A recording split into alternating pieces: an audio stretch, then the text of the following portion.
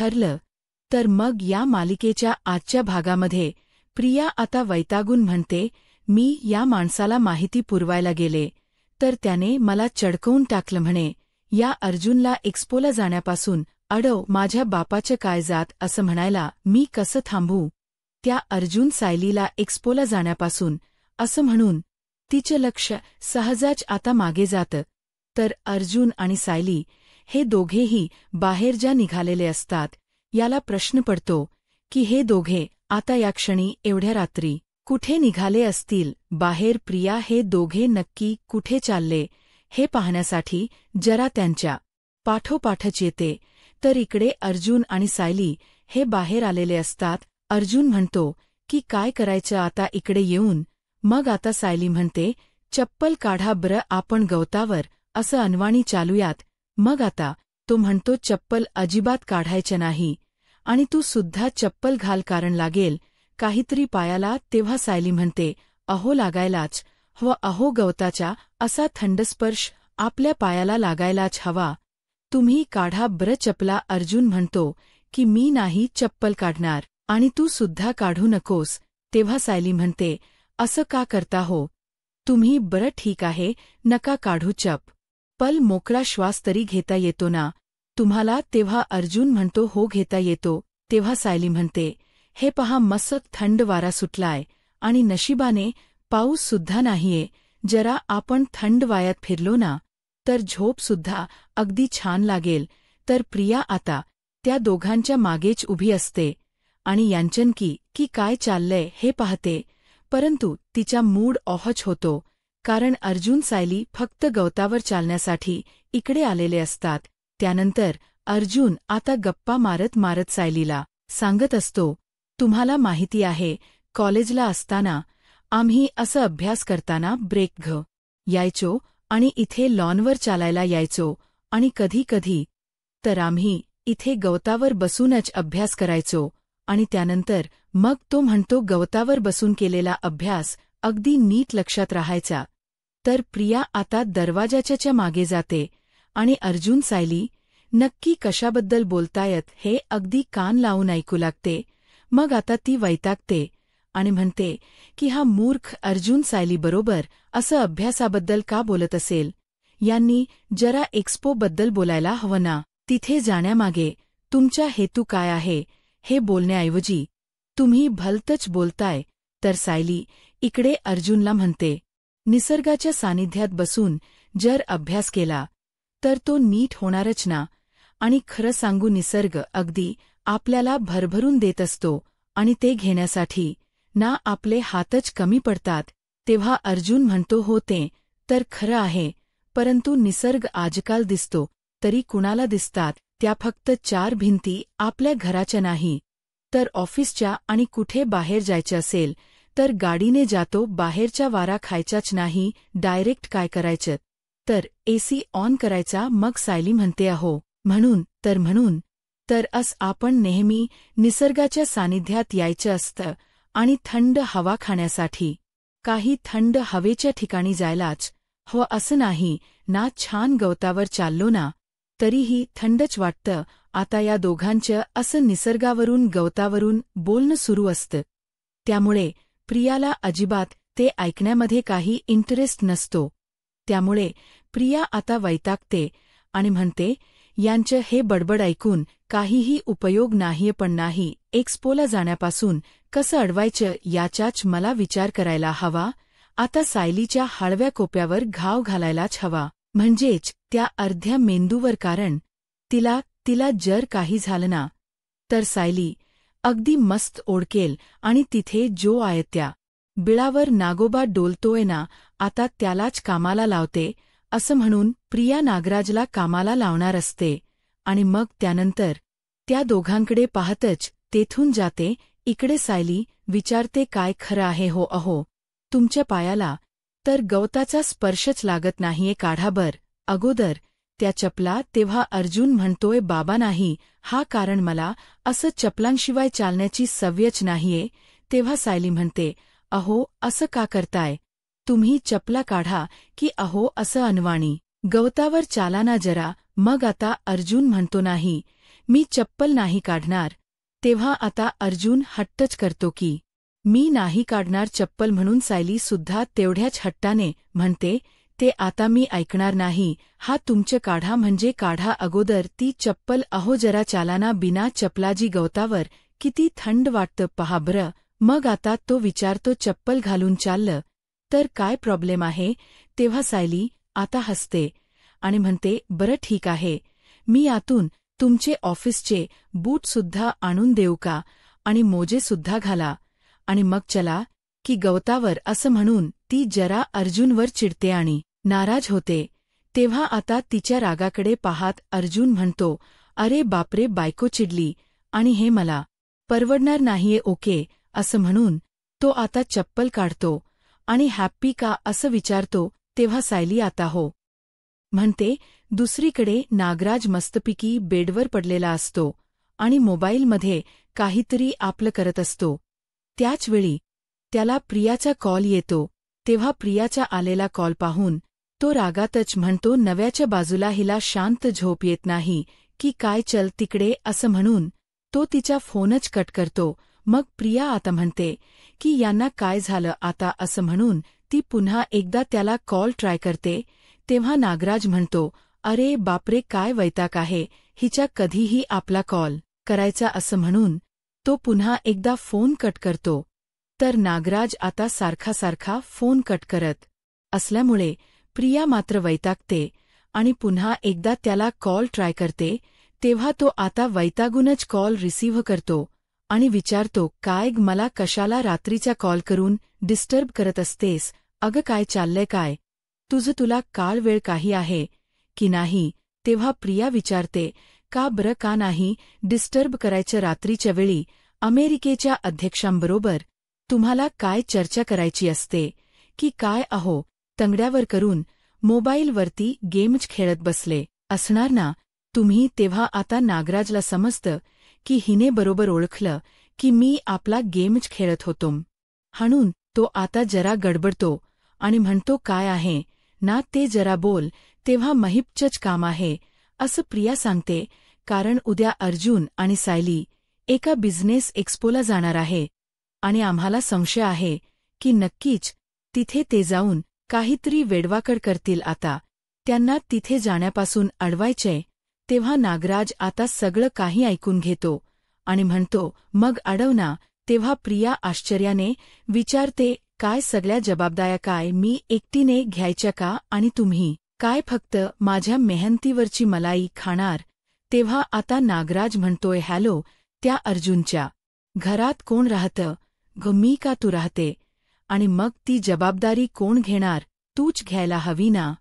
आणि इथे बसल्या बसल्या त्या अर्जुनला अडवायला माझ्याकडे काय रिमोट आहे का की दाबलं बटन अडवलं. अर्जुनला दाबलं बटन अडवल सायलीला. तेव्हा प्रिया म्हणते, हो, रिमोट कंट्रोलनेच आपल्याला अडवायचे आणि त्या रिमोट कंट्रोलचं नाव आहे प्रतिमा. नागराज हा आता प्रियाच्या बोलण्याचा विचारच करत राहतो. नक्की प्रियाच्या मनात काय प्लॅन आहे आता हे त्याला जाणून घ्यायचं असतं. दुसरीकडे सायली आता अर्जुनला म्हणते, आता तुम्ही चप्पल काढली आहे ना, आता आपल्याला गवतावर अनवाणी चालायचं. हा मग अर्जुन आता जरा चालू लागतो. तेव्हा सायली म्हणते, थांबा, डोळे बंद करा आणि मग चला, किती थंड थंड वाटत तुम्हाला बघा. मग आता अर्जुन हा आपले डोळे बंद करतो. सायली त्याचा हात प्रेमानेच हातात घेते आणि त्याच्या समोर त्याचा हात घेऊन चालत असते. अर्जुनला आता खूप छान फील होत असतं, कारण थंड वारा सुटलेला असतो. सायलीने हातात हात घेतलेला असतो त्यामुळे अर्जुनला अजूनच छान वाटतं. आता असं गवतावरून अनवाणी चालताना अर्जुनला खूप म्हणजे खूपच छान वाटतं. सायली मग त्याचा दुसराही हात पकडते आणि त्याला घेऊन आता गवतावरून चालवत असते. अर्जुनला सुद्धा हा पहिल्यांदाच अनुभव घेतल्यामुळे अगदी मस्त वाटत असतं. तेव्हा सायली आता त्याच्याकडे पाहतच राहते, कारण त्याचा चेहरा अगदी खुललेला असतो. दुसरीकडे नागराज विचारतो, म्हणजे नक्की काय चाललंय प्रिया तुझं. तेव्हा आता ती म्हणते, म्हणजे काय, सगळं एक्सप्लेन करावं लागत का आता तुम्हाला. अहो सायलीला कुठेही जाण्यापासून फक्त एकच गोष्ट अडवू शकते, ते म्हणजे आहे प्रतिमाचा आजारपण किंवा प्रतिमाचा अपघात वगैरे कारण असं जर काही झालं ना, तर सायली अगदी पळतच प्रतिमाकडे येईल. आल्यानंतर अर्जुन काही इकडे थांबणार आहे का, त्यांचं लक्ष एक्स्पोमध्ये लागणार आहे का नाही ना. मग अर्जुन सुद्धा धावत धावत तिकडेच येणार. तेव्हा नागराजच्या आता सर्व गोष्टी लक्षात येतात. तेव्हा तो विचारतो, म्हणजे मला असं काहीतरी करायला व जेणेकरून अर्जुन आणि सायली हे दोघेही अडकायला हवेत. आणि प्रतिमाचा विषय म्हटल्यानंतर ते दोघेही इकडे तिची काळजी घेण्यासाठी येणारच. मग आता प्रिया आपले हळूच म्हणते, कळलं बाबा एकदाच यांना. तेव्हा नागराज जरा रागातच म्हणतो, काय म्हणालीस तू. तेव्हा ती म्हणते, काही नाही हो. त्या अर्ध्या मेंदूच्या बाईला ना हलवून जरा असा खेळ करा, जरा चालवा डोकं. तेव्हा तो म्हणतो, हो बघतो बघतो, ठेव फोन. असं म्हणून तो फोन ठेवतो आणि विचार करतो की एवढ्या रात्रीचं असं प्रतिमा वहिनीच काय करायला व जेणेकरून अर्जुन आणि सायली हे दोघेही धावत पळत इकडे येतील हाच विचार आता तो करतो. तर दुसरीकडे प्रिया ही पाहत असते, कोणी माझं बोलणं ऐकलं तर नाही ना. मग आता कोणीही तिचं बोलणं ऐकलेलं नसतं. त्यामुळे ती आता तिच्या रूमकडे जाते. इकडे प्रियाने सांगितल्याप्रमाणे नागराज एक एक युक्त्या शोधून काढत असतो की कशा प्रकारे वहिनीला त्रास द्यायचा, म्हणजे ती घाबरेल. पण आता नक्की कसला त्रास द्यायचा हाच विचार त्याच्या मनात येत असतो. मग आता तो म्हणतो, ॲक्सिडेंट करावा का, पण ॲक्सिडेंट पण नको, रात्री काही ते जमणार नाही. पुन्हा पुन्हा विचार करत म्हणतो, आता ना एक आयडिया तर सुचली आहे. मी ना आता आगच लावून टाकतो. आता सुमनसुद्धा अजून गाढ झोपली नसेल नाही तर आयतेवेळी येईल. वहिनी वहिनी बोंबलतं. असं म्हणून नागराज आता बाहेरूनच दार बंद करतो आणि लगेचच घराबाहेर पडतो. इकडे प्रताप हा फोनवर बोलत असतो त्याच्या मित्राला. त्याने कॉल केलेला असतो की उद्या बिझनेस एक्स्पोला तू येतोस ना रे. अरे हो, मी सुद्धा येणार आहे, कारण खूप लिमिटेड लोकांना तिकडे बोलवलंय आणि इन्व्हाईट लिस्टमध्ये तुझं नाव वाचलं ना, म्हणून तुला मी कॉल केला. तर आता कल्पनासुद्धा तेथेच असते. कपाटातून 4-5 साड्या बाहेर काढत उद्या बिझनेस एक्स्पोसाठी कोणती साडी नेसावी हाच प्रश्न तिला पडलेला असतो. मग त्यानंतर मित्राबरोबरच फोनवरच बोलणं प्रतापचं होतं आणि तो बेडवर पाहतो तर कल्पनाने साड्या काढून ठेवलेल्या असतात आणि म्हणूनच तो विचारतो, कल्पना अगं आता यावेळी तू कपाट आवरायला घेतलं की काय. तेव्हा ती म्हणते, नाही हो, उद्या कोणती साडी नेसू ना हाच विचार करतीये. तेव्हा आता तो म्हणतो, अगं कोणतीही साडी नेस, नेहमी तू ना सुंदरच दिसतेस. कल्पना लाजतच म्हणते, अहो काही पण काय बोलताय अहो, तुमचं नाव ना मोठ्या बिझनेसमनमध्ये गणलं जातं, मग मी तुम्हाला शोभा व्हायला नको का. मग आता तो म्हणतो, अग बाई मला तिकडे काय अवॉर्ड नाही मिळणार, आपल्याला फक्त तो एक्स्पो करण्याचं इन्व्हिटेशन दिलं आहे आणि त्यासाठीच मला तिकडे जायचे. तेव्हा कल्पना म्हणते, अहो पण तुमचा मान आहे हा. अहो नाही, पण तिथे आणखी सुद्धा अजून मोठे बिझनेसमन असतील, पण असे तुमच्यासारखे आई वडिलांकडून भांडवल न घेता स्वतःचा व्यवसाय उभा केला आहे असे किती जण असतील हो. त्यात कित्येक तर करपटसुद्धा असतील, म्हणजे पैशांच्या जीवावर मोठे झालेले. त्या महिप्तसारखे. असं म्हणून ती आता महिप्तच नाव घेते. तेव्हा प्रताप आता म्हणतो, हो ते तर खरंच आहे. मग आता कल्पना सांगते, तुम्हाला सांगू तिथल्या सगळ्यांमध्ये ना माझा नवरा अगदी हियासारखा उठून दिसणार आहे आणि तुमच्यासोबत उभी राहून माझी मांस अगदी ताठ होणार आहे. मग मी तुमच्यासारखी अशी उठून दिसायला नको का. मग प्रताप म्हणतो, हो बरोबर आहे तुझं. तेव्हा कल्पना विचारते, मग सांगा बरं मला कुठली साडी नेसू, ही साडी नेसू की दुसरी साडी नेसू. तेव्हा प्रताप एका साडीची निवड करतो आणि म्हणतो, ही नेस, तुला ना खूप छान दिसेल. मग आता कल्पना म्हणते, हो चालेल. हा आता दुसरीकडे नागराजने चांगला प्लॅन केलेला असतो. सगळा कचरा व्यवस्थित तिथे घराबाहेरच गोळा करून ठेवलेला असतो आणि मग शेजारच्या बंगल्यातील देसाईंना म्हणतो की ओ देसाई, बघा बघा मी काय केलंय.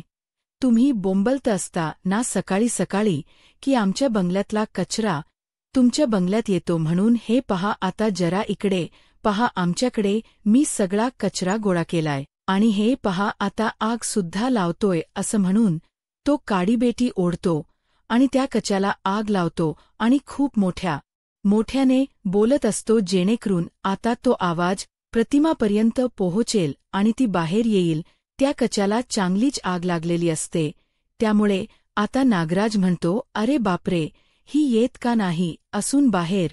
तेव्हा तो आता पुन्हाच मोठ्याने म्हणतो, अहो बघा, तुम्हाला दिसत नाहीये का उद्यापासून आमच्या कचरा येणारच नाही तुमच्याकडे. तेवढ्यातच प्रतिमा आता धावत येते आणि ओ भाऊजी काय झालं, हो काय झालं, काय तुम्ही ओरडताय का एवढंसं ती विचारते. मग आता त्याचा प्लॅन हा सक्सेसफुल होणारच असतो कारण प्रतिमा तिथे आलेली असते. मग आता तो म्हणतो, वहिनी अगो बघ ना ते देसाई आहे ना शेजारचे बंगल्यावाले, ते नुसते ओरडत असतात की सकाळी सकाळी तुमच्या कचरामुळे तिकडे उडून येतो म्हणून. मग मी जाळूनच टाकला तो कचरा. बघा ना वहिनी, मी कच्याला आगच लावून टाकली. तेव्हा ती म्हणते, अहो पण एवढ्या मोठ्याने. तेव्हा आता ती त्या आगीकडे पाहते आणि तिला अगदी कसंतरी होऊ लागतं. मग महिपच्या नजरेमध्ये प्रतिमाविषयीची खुन्नस असते. तेव्हा तो आता वेगळ्याच टोनमध्ये म्हणत असतो, आता आग लागलेली म्हटल्यानंतर तो काही बोलूच शकणार नाही, बरोबर ना. मग आता तो अगदी तिच्या जवळ जातो आणि तिच्या कानातच ओरडू लागतो, अशी आग लावली आहे ना, अशी आग लावली आहे ना की सगळा कचरा आता जळून जाणार. तेव्हा त्या आगीकडे पाहत आता प्रतिमाला खूप घाबरल्यासारखं होत असतं आणि ती अगदी घामाघुमत झालेली असते. तेव्हा तिच्या नजरेसमोर पुन्हा एकदा ते भयानक प्रसंगी येतात की कशाप्रकारे महिपने माझा चेहराच तेव्हा जाळून टाकला होता. मग आता ते सगळे प्रसंग आठवल्यानंतर ती मला खूपच घाबरल्यासारखं होतं. तर नागराज अजूनच तिला घाबरवण्याचा प्रयत्न करत असतो आणि समोर सारखी आग दाखवत असतो जेणेकरून ती खूप घाबरेल. त्यानंतर त्याच लक्ष तिथे आतमध्ये सुद्धा असतं कारण आतमध्ये आता कुणी बाहेर येत तर नाही ना आणि मला असं करताना पाहत तर नाही ना याची भीती सुद्धा नागराजला वाटत असते. तर आता प्रतिमाला खूपच भीती वाटते आणि आग आपल्या अंगावर तर येणार नाही ना असती विचार करत असते. त्यानंतर तिथे कुणी नाही या संधीचा फायदा घेत नागराज हा प्रतिमाला पटकनच आगीजवळ लोटतो. त्यामुळे प्रतिमा आता खूपच जोराजोरात ओरडू लागते आणि खूप घाबरते. मग मोठ्याने ती अगदी धक्क्यानेच म्हणू लागते की मला जाळू नका असं म्हणून ती कानांना हात लावते आणि जोराजोरात ओरडू लागते की प्लीज मला जाळू नका. मग आता प्रतिमाची ही झालेली अवस्था पाहून नागराज मात्र गालातच हसतो. तेव्हा आता मुद्दामच नाटक करत वहिनी जवळ जात तो म्हणतो, वहिनी अगं काय होत्य तुला, वहिनी अगं बोल ना काय होते काय तुला अचानक असं म्हणून तो तिला आता सावरण्याच फक्त नाटक करत असतो, बाजूला घेऊन जाण्याचं नाटक करत असतो. पण प्रतिमा आता तिथून जाणार असते. तोच आता नागराज तिचा हात पकडवून तिला तेथेच ठेवतो आणि अगदी हळूहळू आगीजवळ पुन्हा एकदा घेऊन जाण्याच्या प्रयत्नात असतो जेणेकरून ती आग पाहून प्रतिमा बेशुद्ध होईल. प्रतिमाचा आवाज हा आतमध्ये जातो. तेव्हा रविराज धावतच बाहेर येतो आणि प्रतिमा तुला काय होत्य व असं विचारतो. लगेचच तिला जवळ घेतो आणि विचारतो काय झालं प्रतिमा. तेव्हा आता ती म्हणते की ही आग बाजूला घेऊन जा अगोदर. तेव्हा रविराज ओरडतो आणि नागराज हे काय चाललंय रे सगळं असं विचारतो. मग आता नागराज म्हणतो, अरे दादा मी पाचोळा जाळत होतो इथे आणि वहिनी आली आणि एकदम घाबरली रे, मला काही समजलंच नाही रे. तर प्रतिमा आता घाबरूनच खूपच मोठ्याने ओरडू लागते. तेव्हा आता प्रतिमा म्हणते की मला हा जाळच नको आहे असं म्हणून ती रविराजला अगदी घट्टच पकडवून ठेवते. तेव्हा रविराज आता घाबरतो आणि विचारतो काय झालं प्रतिमा. तेव्हा ती अगदी बेशुद्धच वत झालेली असते, तिला काही सुचत नसतं. मग नागराज मात्र गालातच हसतो कारण त्याला असं वाटत असतं की कधी एकदा प्रतिमा वहिनीला अजून काहीतरी होईल. इकडे प्रियाही तिच्या रूममध्ये जाते, पण ची लाईट्स पूर्णपणे बंद असते. मग आता प्रिया आतमध्ये येताच अश्विन लाईट्स ऑन करतो. तेव्हा प्रिया अजूनच घाबरते. अश्विन तिच्याकडे पाहतच राहतो. तेव्हा ती जरा घाबरतच विचारते, अश्विन, अरे तू अजून जागा आहेस का? तेव्हा तो म्हणतो, हो. तुझा राग गेला की नाही हे पाहण्यासाठी मी जागाच राहिलो. पण तू एवढा वेळ होतीस कुठे? तेव्हा तिला काय सांगावं हे पटकन सुचत नसतं. आता ती म्हणते की काही नाही रे, मी आपली बाहेर जरा नागराज काकांना मी जरा कॉल केला होता, कारण मला त्यांना विचारायचं होतं. होत आईने गोळ्या घेतल्या की नाही? चुली काय आहे ना? अरे मी आईलाच कॉल करणार होते, पण घड्याळामध्ये वेळ पाहिली आणि म्हटलं की नको, अरे एक जरी गोळी मिस झाली ना तरीही प्रॉब्लेमच होतो ना, म्हणून कुणाला तरी आपली आठवण करून द्यायची. तेव्हा अश्विन म्हणतो, हो बरोबर आहे, परंतु अशी कुणीतरी व्यवस्थित